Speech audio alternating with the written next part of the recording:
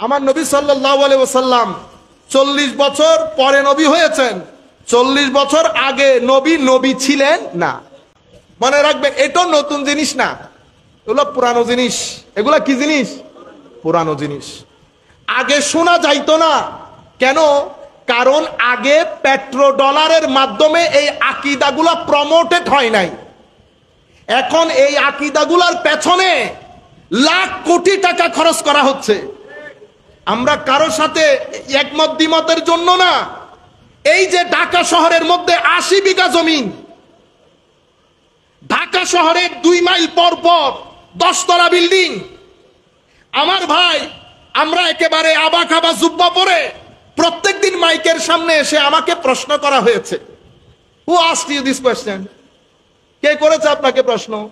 আমরা প্রশ্ন রেডি করি, সেই প্রশ্নগুলো আমাদের এসি রুমের মধ্যে বসে বসে ওই নির্দিষ্ট দেশের যেখান থেকে পেট্রো ডলার দেওয়া হয় সেই দেশগুলা থেকে পেট্রো ডলার পেয়ে ওই আকীদাগুলো দ্বীন এবং ধর্মে কোরআনের আকীদা বলে আমরা প্রসার করি। আপনারা বুঝতে পেরেছেন? নতুবা ওই যে আমি আপনাকে বলছি, আমার 15 বছরের ছেলে যদি আমার নবীর অনুসরণ করতে চায়, তাহলে তো এখন বলবো, বাবা নবীর অনুসরণ তুমি তো করতে পারবা না। নবীর অনুসরণ করতে হলে তোমাকে অবশ্যই 40 বছরে পদার্পণ করতে হবে। কেন? কারণ আমার নবী হয়েছেন 40 বছর পরে। 40 বছর পরে। তো এখন 40 বছর আগে আমাদের কম কোথায় যাবে?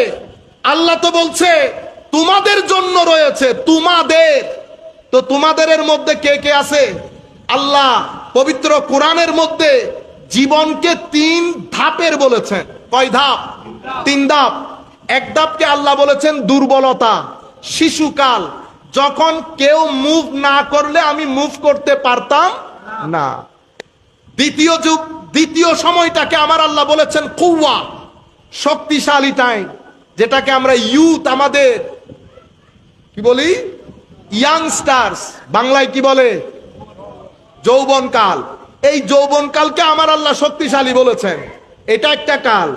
আরেকটাকে আমার আল্লাহ আবার বলেছেন দাফান ওয়া শায়বা, আবারও দুর্বলতার সময়। এটা কোনটা? কুহুলা, মানি বৃদ্ধকাল। শিশুকাল, যৌবনকাল, বৃদ্ধকাল। এখন 40 বছর হচ্ছে যৌবনকালের লাস্ট বর্ডার। কি বর্ডার? Last border.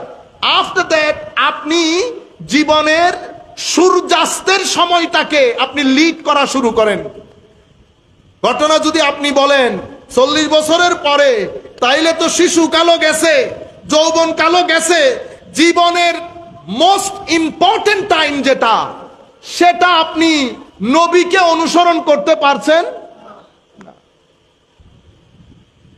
আপনারা বুঝতে পেরেছেন আমার কথাটা? মনে রাখবেন, আমি কোনো এগুলা নিয়ে ওয়াজ তকরির করতেছি না, আমরা কোনো আলেম না, এগুলো বড় বড় আলেমরা বলবেন।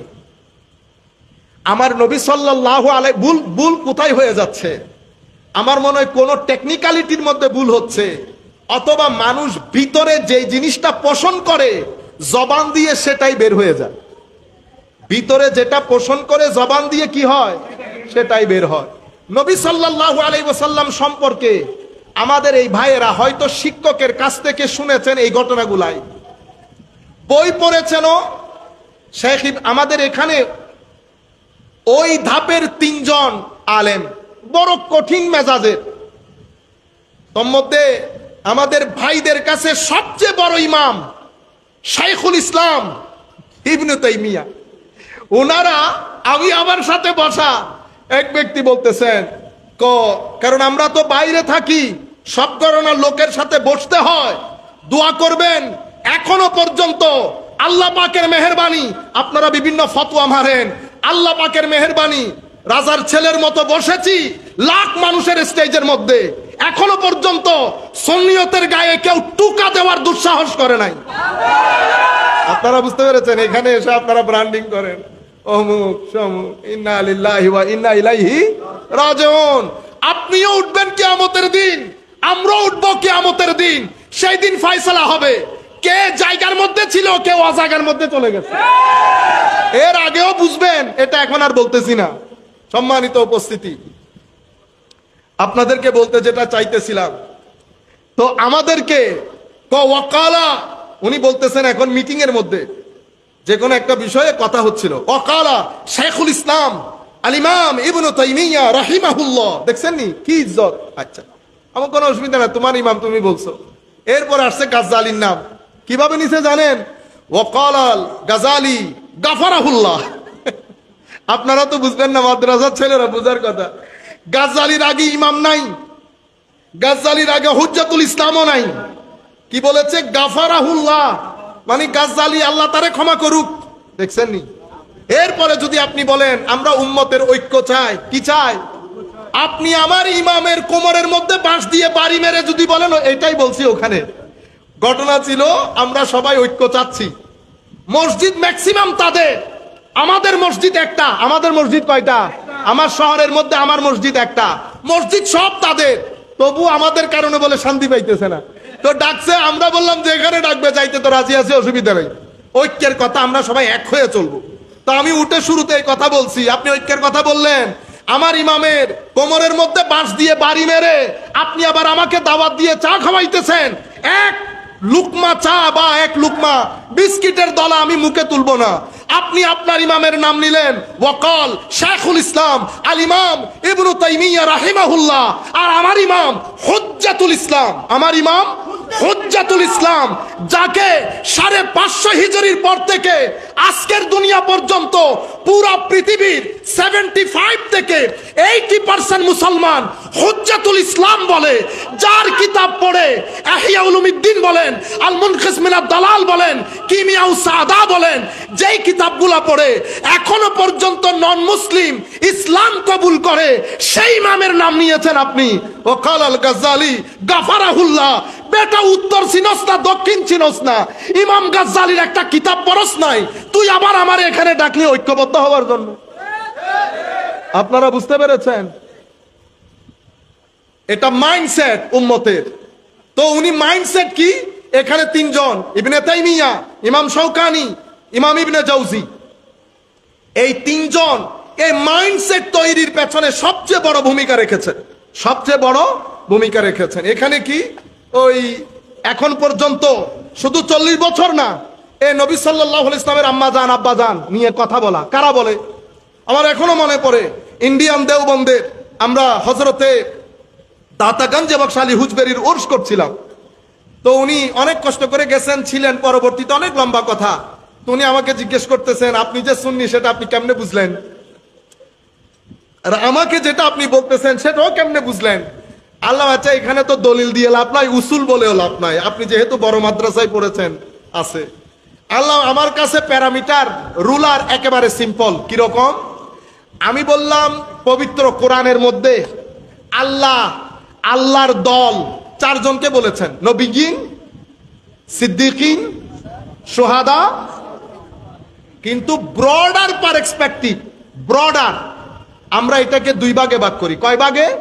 2 ভাগে। ওয়াল্লাযীনা আমানু বিল্লাহি ওয়া রাসূলিহি উলাইকা হুমুস সিদ্দিকুনা ওয়াশ শুহাদাউ ইনদা রাব্বিহিম লাহুম আজরুহুম ওয়া নূরুহুম। মেইনলি আমরা বলি নবী, নবীর উম্মত, উম্মতের মধ্যে সাহাবায়ে কেরাম এবং আউলিয়ায়ে কেরাম। আমরা যদি এতটুকুনো ধরি, এরা কারা? এরা হিজবুল্লাহ। তো যারা আমার নবীর, সাহাবায়ে কেরামের, আহলে বাইত রাসূলের, আউলিয়ায়ে কেরামের, এই 4 জনের কথা বলার সময় যাদের মুখের মধ্যে হাসি থাকবে, কি থাকবে? হাসি। জবানের মধ্যে আদব থাকবে, সিনার ভিতরে মোহাব্বত এবং ইশক থাকবে, সেই ব্যক্তি সুন্নি। আমি সুন্নি বলারও দরকার নাই, তুমি সুন্নি বলারও দরকার নেই। যেই ব্যক্তির বক্তব্যের মধ্যে জবানে আদব থাকবে, সিনার মধ্যে ইশক এবং মোহাব্বত থাকবে, মুখের মধ্যে হাসি থাকবে, আমার নবীর শান যখন বলবে, আহলে বাইত রাসূলের কথা যখন বলবে, কারবালার কথা বলার সময় যখন চোখে পানি বের হবে, আপনারা বুঝতে পেরেছেন? বস সুন্নি। আপনি এত ভিতরে ঢুকার কোনো দরকার নাই। আমি আপনাদেরকে বলতে চাচ্ছিলাম, এই মাইন্ডসেটকে বোঝানো হয়েছে। নবী একেবারে সাধারণ একজন মানুষ, ওনাকে আল্লাহ নবুয়ত দিয়েছেন, উনি নবী হয়েছেন। আপনার সমাজে আপনারা যখন কলেজ বিশ্ববিদ্যালয়ে ছেলেদেরকে পাঠান, এখন আপনার ছেলেরা 2 মাইন্ডসেটের হয়। কয় মাইন্ডসেট? এক মাইন্ডসেট হচ্ছে তারা অতি আধুনিক, আমরা বলি মডার্নিস্টিক অ্যাপ্রোচ, অতি আধুনিক। ও ধর্মের আসলে তেমন কোনো দরকার নাই, পরকাল এগুলা মৌলবীদের তৈরি। বিজ্ঞান আসল, বিজ্ঞান আসল, তার মানে তারাই সেরা, তারাই সেরা। বিভিন্ন ধর্মের এই যে গ্রন্থগুলা, তোর মধ্যে কোরআনও একটা, এগুলা যার যার ধর্মগ্রন্থ। এই যে মাইন্ডসেটের কথা বলেছি, আপনার বিশ্ববিদ্যালয়গুলাতে এই মাইন্ডসেটের শিক্ষকরাই মেইনলি আমাদের ছেলেপুলাকে শিক্ষা দেয়। আমি সেই মাইন্ডসেটের লোকগুলাকে একটু বলি, মনে রাখবেন কোরআনের মধ্যে আল্লাহ পরকালের কথা যেমনে বলেছেন, আমার আল্লাহ বিজ্ঞানের কথাও তেমন বলেছেন। সুতরাং আমি বলবো আগে কোরআনটা পড়েন।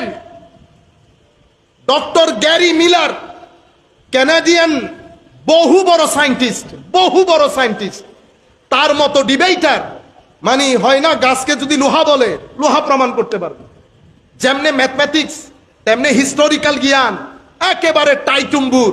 তার বন্ধুরা তাকে কোরআন শরীফ দিয়েছে।